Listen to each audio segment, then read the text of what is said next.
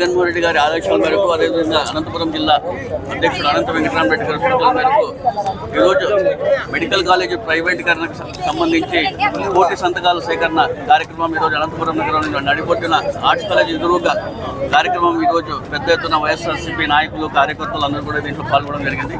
ముఖ్యంగా 40 సంవత్సరాలు political experience అని చెప్పుకుంటే చంద్రబాబు నాయుడు గారు, 4వసారి అయినా అని చెప్పుకుంటే ముఖ్యమంత్రి గారు చంద్రబాబు నాయుడు గారు, ఈరోజు ప్రజల చేత ఎన్నికబడిన వీళ్ళందరూ కూడా వీళ్ళకి చేత కాదని నేను చెప్తున్నాను.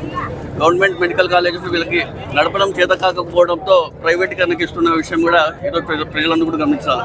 ఈరోజు రాష్ట్ర వ్యాప్తంగా దేశ చరిత్రలోనే మనకు స్వాతంత్రం వచ్చినప్పటి నుంచి మన రాష్ట్రంలో కేవలం 11 మెడికల్ కాలేజెస్ ఉంటే ఈరోజు మన జగన్మోహన్ రెడ్డి గారు 2019 నుంచి 24 వరకు దాదాపుగా 17 మెడికల్ కాలేజీలు శాంక్షన్ చేయించి ఈరోజు ఏ విధంగా విద్యా వైద్య రంగానికి ప్రాధాన్యత ఇవ్వాలని చెప్పేసి ఉద్దేశంతో తీసుకురావడం జరిగింది. అదేవిధంగా ఈరోజు చూసుకుంటే ఈరోజు మన first phase, second phase, third ఫేజ్లో దాదాపుగా ఫస్ట్ ఫేజ్లో 5 మెడికల్ కాలేజీలు పూర్తి చేయడం జరిగింది.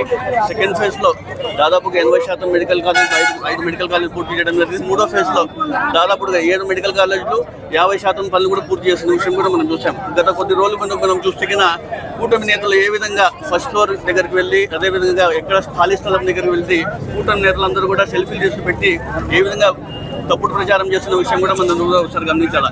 ఇవన్నీ దీనికి మేము చూపిస్తూ గతంలో కూడా కొన్ని కార్యక్రమాలు చేసినాం. ప్రతి ఒక్కరు కూడా ఒక మెడికల్ కాలేజెస్ వెళ్ళి ఎక్కడ కూడా మేము అన్ని ఫోటోస్ చూపించి ఏ విధంగా అభివృద్ధి చేసిన కార్యక్రమం మనం చూసాం.